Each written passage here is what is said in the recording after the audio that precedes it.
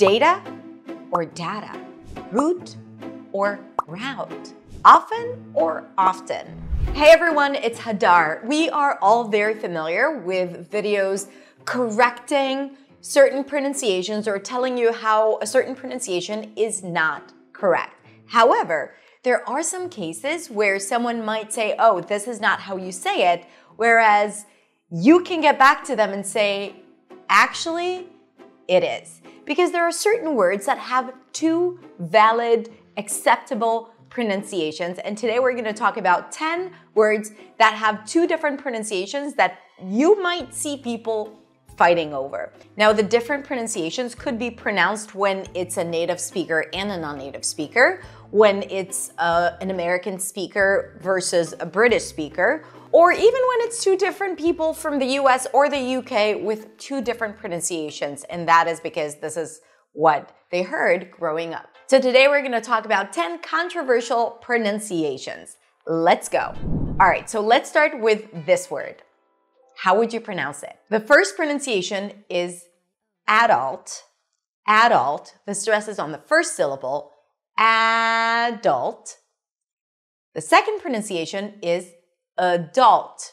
Stress is on the second syllable. Adult, adult. How would you say this word? The first pronunciation is envelope. Envelope. The second is as in father, envelope. As in red, as in father. Envelope, envelope. Now, what about this one? This word for sure creates a lot of debate online.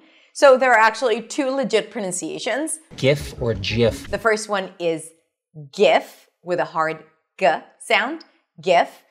And the other one is GIF. GIF and GIF.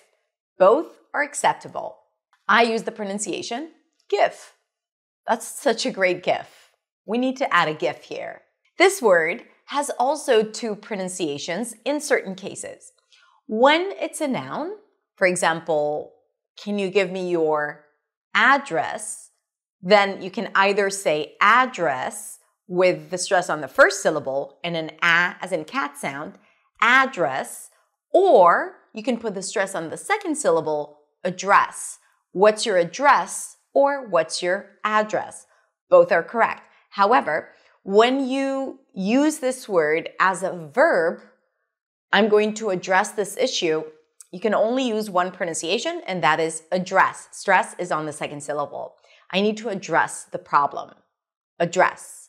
So when it's the noun, address or address, and when it's the verb, just address. Now this word, I have seen a lot of videos online about the pronunciation of this word, so let's get it straight once and for all.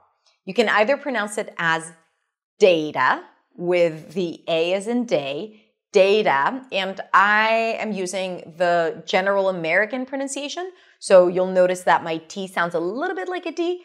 Data, data, data. In British English, you'll hear something closer to data with a soft T, or data, data, data with A as in cat.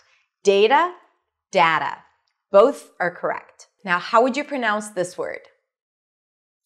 This word is pronounced either with a tense U as in food, route, let's take this route, or route. Let's take this route. Route, route. Both are correct. Now, how would you pronounce this word? You can either pronounce it as either, long I as in my, either, or as either. Either one. Either, either. And the same thing with this word, neither or neither. Either, either, neither, neither. Now, this is one of my favorite things to eat. By the way, when I was a kid, I remember picking those nuts up from the floor and kind of like peeling them and eating them. That's like such a sweet childhood memory. But anyway, how do you pronounce it? You can either pronounce it as pecan, pecan, where the stress is on the first syllable, pecan, or pecan. P, short I, P, unstressed. Con, with an Oz and father. Pecan, as in cat, pecan. Pecan, pecan. Choose whatever is easier for you.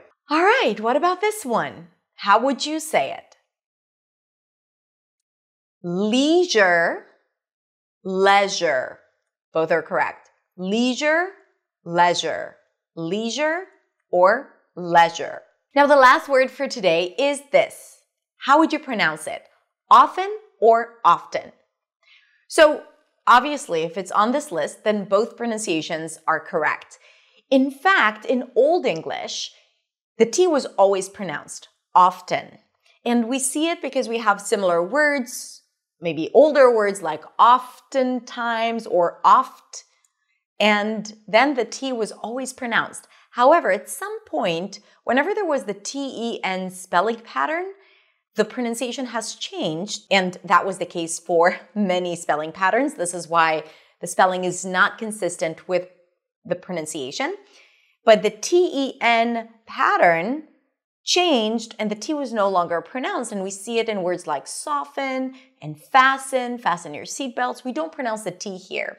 However, at some point in the word often, the T started to come back, often. And the T is actually pronounced, something that we don't see in fasten or listen, right? We don't say listen and we don't say fasten. However, we have seen that the T started to come back. At some point, it started becoming a valid and acceptable pronunciation, and now you'll hear both, often and often. And sometimes the same speaker might say the two different pronunciations depending on the focus and emphasis they put on this word. Okay, so you can often pronounce it as often, and you can often pronounce it as often. It is up to you, my friend. All right, that's it. I hope you enjoyed this episode. If you enjoyed it, please consider sharing and subscribing and commenting if you have other words that you think might be controversial. So let us know in the comments. And that's it. Have a beautiful day, and I'll see you next week in the next video. Bye.